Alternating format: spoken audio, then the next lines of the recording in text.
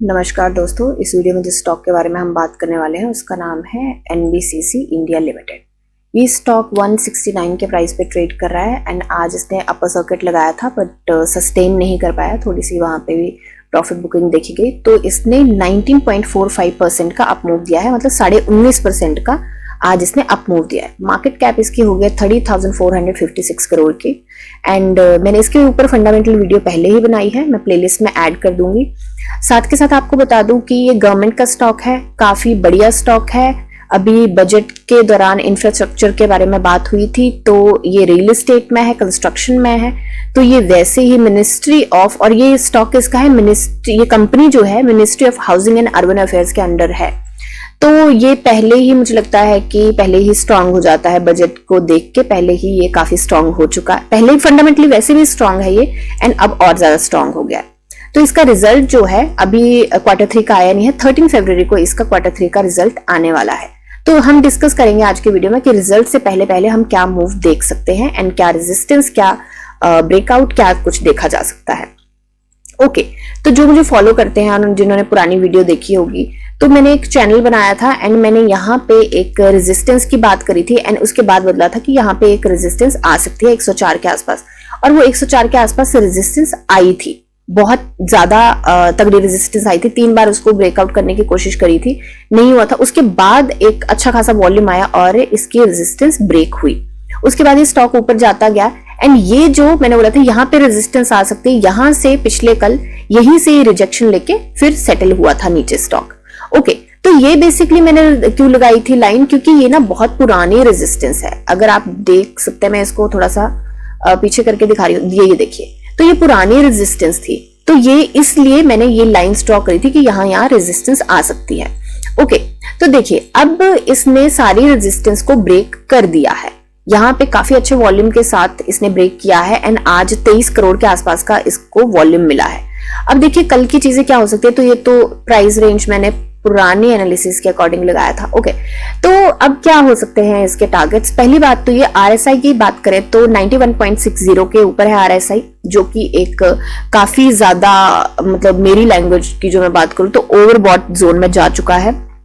ठीक है, तो देखिए अब यहाँ पे 3-4 चीजें हो सकती है। एक ये चीज, एक सिनेरियो ये बनता है कि RSI बहुत ऊपर है, इसको सेटल होना ही पड़ेगा, राइट।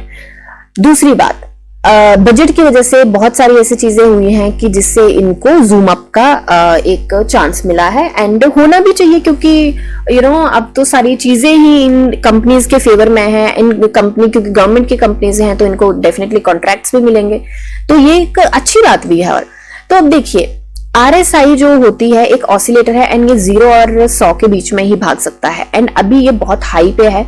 तो मुझे लगता है कल अगर इसने अप मूव दिया, अगर मुझे बहुत कम चांसेस लगते हैं कि कल ये ग्रीन में क्लोज होगा।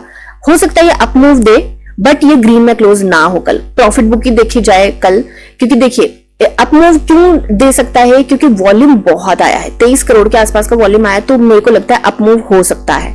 पर मेरे को ग्रीन में क्लोज करने की संभावना कम लग रही है, क्योंकि देखिए जिसने यहाँ पे एंट्री बनाई होगी है कहीं पे, उसने प्रॉफिट बुक करना है। ठीक है, प्रॉफिट बुक करेगा, और प्रॉफिट क्यों बुक करेगा, क्योंकि एक तो स्टॉक भाग गया इतना सारा, और दूसरी बात ये है कि RSI बहुत ऊपर है, तो प्रॉफिट बुकिंग की बनती ही बनती है। और अगर वो सिनेरियो नहीं होता तो यहाँ पे ये कंसोलिडेट करेगा इसी की रेंज में, ज्यादा से ज्यादा 160, मेरे को लगता है 160 एंड 175 के बीच में ये कंसोलिडेट करेगा थोड़ा सा, सो दैट RSI सेटल हो जाए। ठीक है, ये मेरी एनालिसिस है एंड मुझे लगता है कि यहाँ पे बिल्कुल सेट नहीं हो पाया, पर मुझे लगता है कि इसमें रिजल्ट से पहले पहले, Q3 के रिजल्ट से पहले, 13 फरवरी से पहले पहले मुझे बड़े आराम से ये 200 टच करता हुआ दिखाई दे रहा है। वहां तक सिर्फ 20% चाहिए इसको। अभी ये स्टॉक भागा है, अभी इसका सर्किट रिवाइज तो नहीं हुआ है, एक बार चेक कर लेते हैं। अभी 20% का ही सर्किट है, तो अगर रिवाइज हो जाता है 10% का तो मेरे को लगता है 1-2 दिन में, नहीं तो 200 ये बड़े आराम से टच कर जाएगा Q3 से पहले पहले एंड उसके बाद Q3 के रिजल्ट आएंगे तो उसके बाद भागेगा। तो अब उसको भागने के लिए RSI के पास थोड़ा सा प्लेग्राउंड तो होना चाहिए, क्योंकि RSI पहले ही इतनी हाई है, वो भागेगा कहाँ को फिर, राइट। तो मुझे लगता है कि RSI यहाँ पे सेटल होगी थोड़ी सी।